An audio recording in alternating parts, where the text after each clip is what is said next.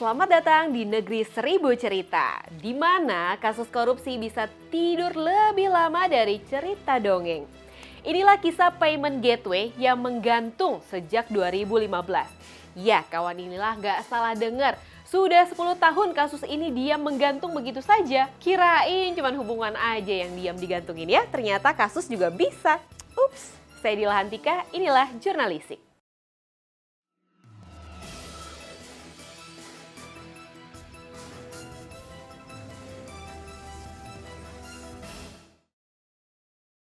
Pada tahun 2015 lalu, Denny Indrayana ditetapkan sebagai tersangka dalam kasus dugaan korupsi proyek Payment Gateway. Denny diduga kuat menyalahgunakan wewenangnya sebagai wakil Menkumham dalam program sistem pembayaran pembuatan paspor secara elektronik. Peneliti Pusat Studi Anti Korupsi Universitas Mula Warman, Herdiansah Hamzah alias Castro, ini menyesalkan didiamkannya kasus korupsi Payment Gateway yang menyeret dan menjadikan ex-Menkumham Denny Indrayana sebagai tersangka selama 1 dekade. Gak cuma Mas Castro aja yang kesel loh ini kawan inilah, saya juga di sini dengarnya ikut kesel. Kok bisa ya?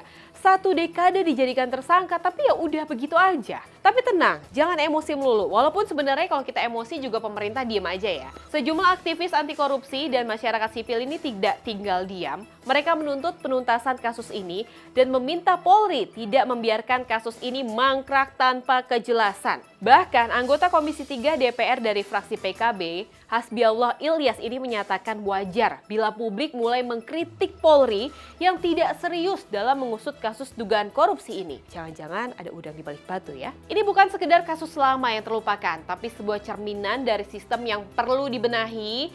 Saatnya kita bertanya nih kawan inilah, kapan keadilan akan ditegakkan? Atau akankah kasus ini terus menjadi cerita yang tak pernah selesai? Mari kita sama-sama kawal ya kasus ini hingga tuntas.